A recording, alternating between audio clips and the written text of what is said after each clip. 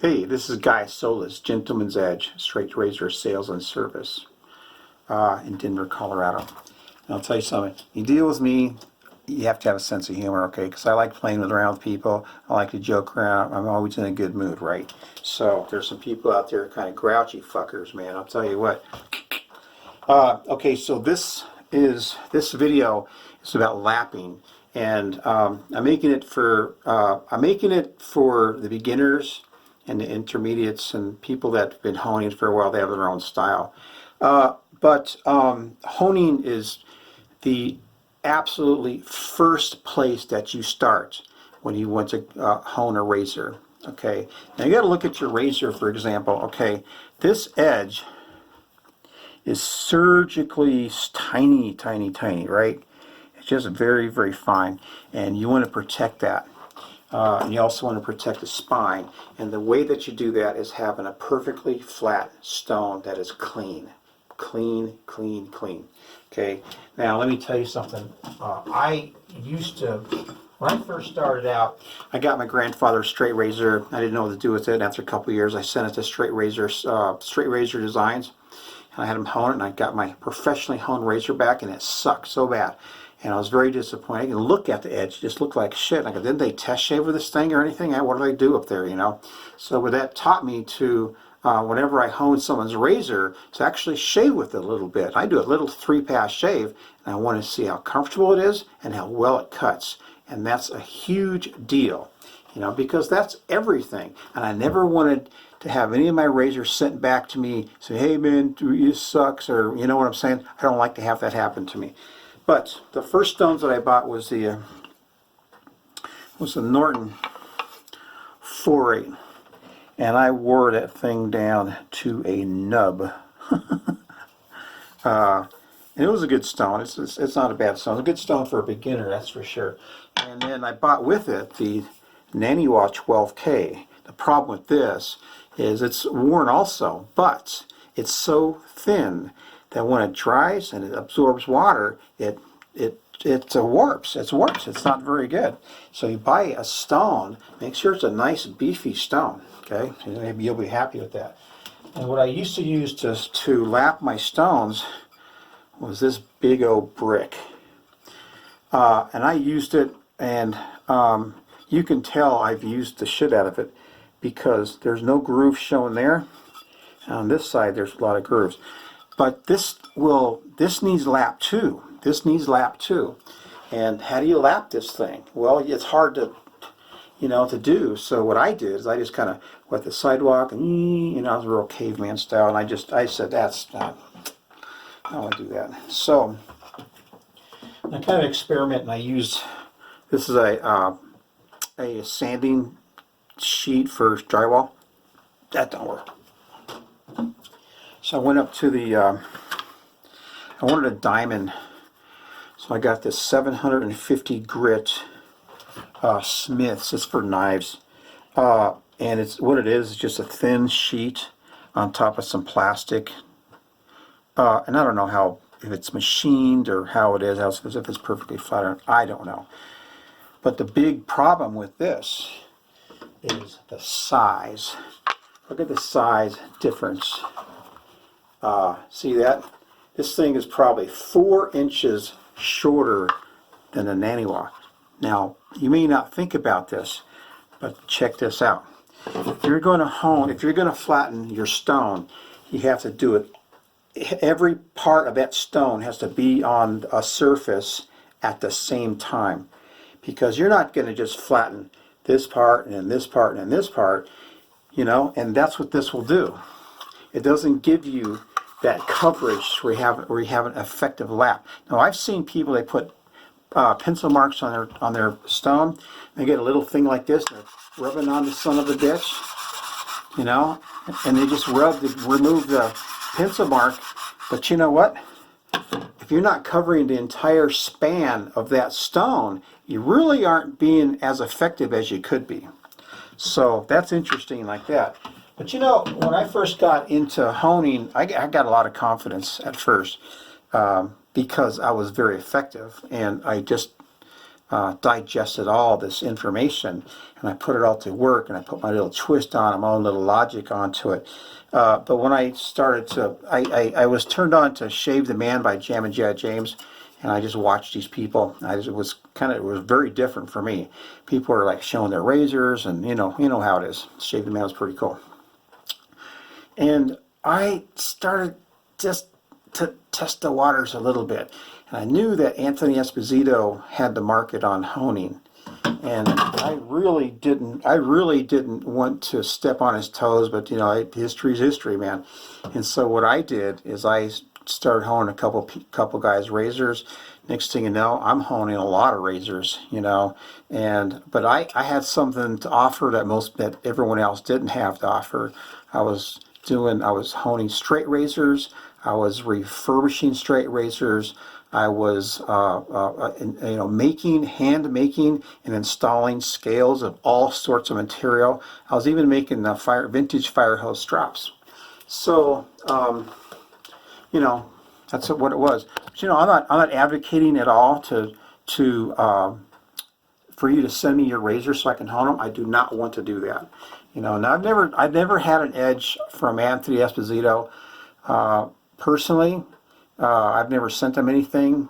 I'm more the guy who, if someone can do it, I can do it, maybe even better. Or if there's something that I want to buy and I look at it and I think I can make it, I'm going to make it because I want that pleasure in making something with my hands, right? That's just how I am, right?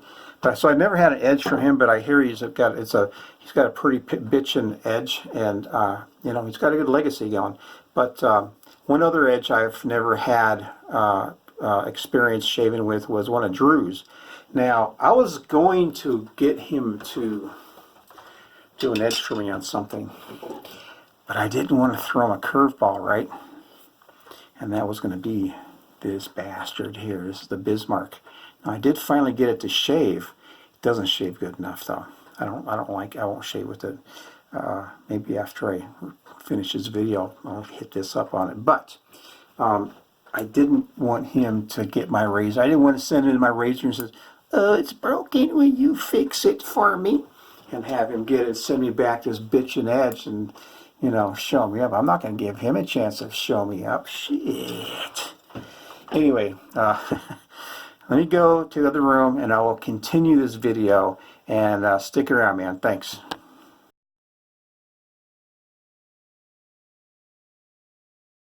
Let's get the show on the road. I'm here right now with my friend Igor, and having a brew from my sponsor. What's that? Yeah, I'll tell him. Now? Okay, Igor said that if you have never done anything like I'm about to do, then you're going to be like a blind man at an orgy. You just have to feel around till you find something that's right. Okay? All right. So here is probably one of the best ways to actually lap your stones. That's sandpaper. It comes in all different kinds of grits. I'm serious. And best thing about it, it's cheap. It's easy to use, easy to store, and you can find it anywhere. Get the kind made for wet sanding. And this goes all the way up to, here's 6,000. I got 1,000 grit here. I've had 3,000 grit paper. I don't use too much anymore, but even comes in little sheets like this. This is a 12,000 grit, and it goes all the way from 12,000 to 1,500. I use this for restoring straight razors. Now, so this is cheap and it's easy to use, and you can actually, if you're really aware of what you're doing, like you can start off on like 600 grit, for example, and you give it some pressure and it'll lighten up the pressure and try to lessen up the scratch patterns on your stone. See, so that's one thing. But you go from grit to grit to grit. And if you were to buy, like I was going to buy, one of them diamond stones, then it only comes in one grit. And it's like, I can't remember, what was the highest grit? It was like 600 grit or something. Well, that's not good enough for my 20,000K Suero. So that's that problem. So the other problem with the problem with sandpaper is that you have to have something flat to do your work on. If you don't have something flat, then you need to wait till you find something flat. Don't be in a rush to do this stuff, because remember, you're putting a really nice piece of steel on here and you're shaping it and all that stuff. But I came up with this. It's basically just a glass over lumber. It's a 1x4. Sanded it flat and put some contact cement down, and it works well, except that when you're using it, you have to cut your sheet a little bit wider like this, so at least you can turn it over and put some tape on it to hold it. Otherwise, it's just going to slide all over the place. So, that being said, you can use sandpaper and be very effective at it, but if you're new to it, pay attention to what you're doing. You're going to be like a midget at a urinal. You always have to be on your tiptoes. So that's that. So, but I came across something that is pretty interesting. I've been wanting to try this for a long time, and what it is the silicon carbide.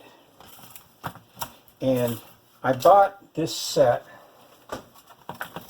and now look at this. It goes from 60 grit, 120, 220, 320, 400, 600, 800, 1200, 2000. And I've never used this before, but the first time I saw it, I said that has got to be the most effective way to lap your stones, because it's all a controlled size, just like sandpaper. It comes in these little bottles right here, easy to store and move around and all that. And all you got to do is come up with a flat surface. Now what this is, I went to Home Depot and I found this piece of tile, and it was broken on the top, so they gave it to me. And I went and I put the straight edge across it, looked at it, and it's pretty damn flat. So that is a big deal. So I am going to do something here with it right now, and I think I'm going to do. Here's an 8,000. Here's an 8,000 grit Shapton, and it's going to take a. See, it's pretty glazed over. It's very smooth right now. And what I'm going to do is, I'm just going to go for it, man. Me and Igor are just having beers anyway. So this is 8,000 grit. I think I'm going to start off with a 600 grit. And look how fine that is. I don't know if you can, I wish I could show it to you better, but this is super fine. So you just put a little bit down like this, and it's a little dusty. And what you do is you add a little bit of water to it. Now I got to tell you right now, this is my absolute first time doing this, and I'm not going to use my fingers, so I don't want that stuff all over my fingers. So I'm just going to use a spoon like this. Now that's a little bit thick, so I add just a little bit more water, and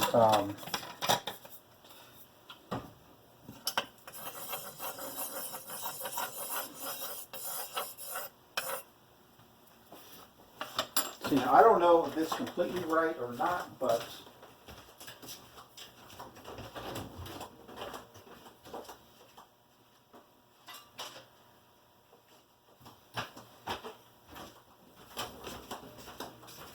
sorry about that. I had to go get my carpenter's pencil. And what I'm going to do is just going to mark some lines on it. Now, I really like the set. Let's hear.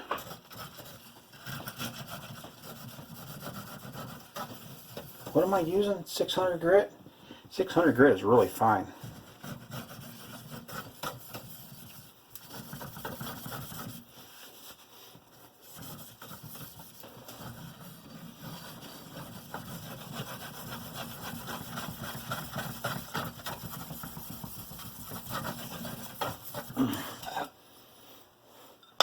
Let's see if that's doing already.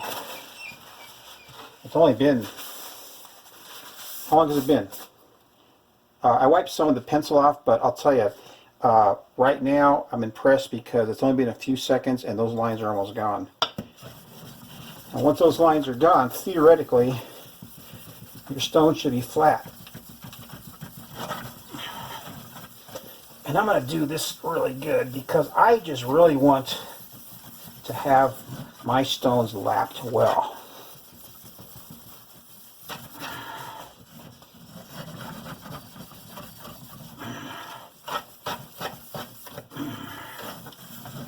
I'll tell you what, this stone is getting flatter and flatter. I can feel it because it's creating a suction.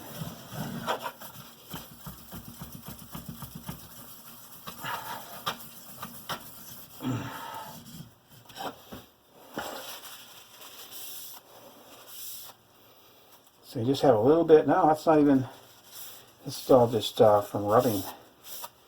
So that's it, huh? Let's just clean it off real quick. And I'll tell you what, right now it's pretty smooth, but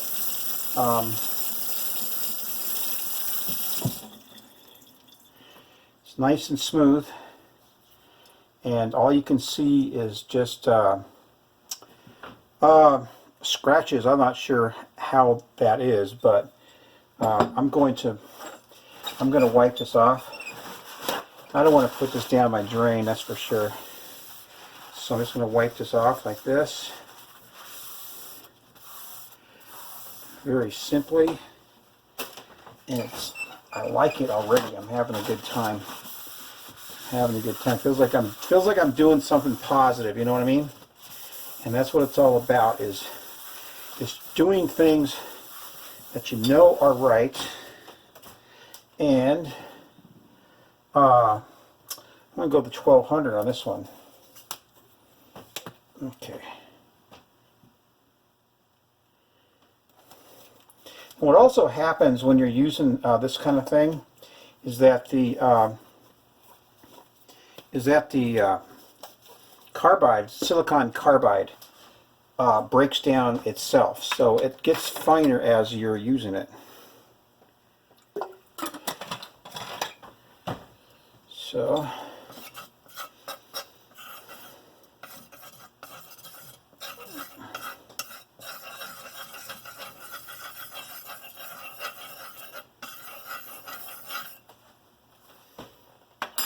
that might be too thin, I don't know. I'm just kind of experimenting.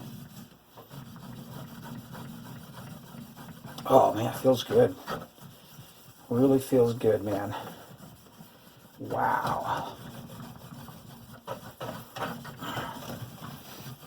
I may not even go any higher on this one. This is the 8,000 grit swirl.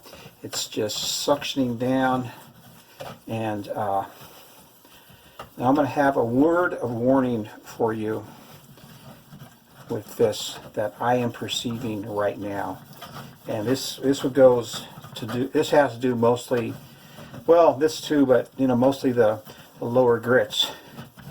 Because this is, I mean, here's what it looks like.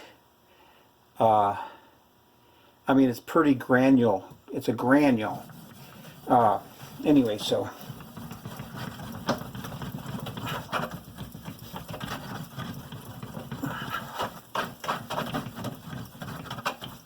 All right. I'm liking that a lot.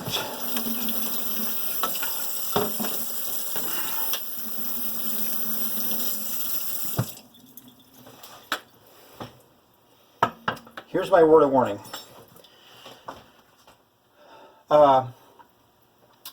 I can look at it and I see something here, and my concern is that some of the silicone might get embedded in your stone. So I would get an old straight razor, or you can use one of those paint scrapers, and just go across here, the razor blade paint scrapers, and just go across here and feel.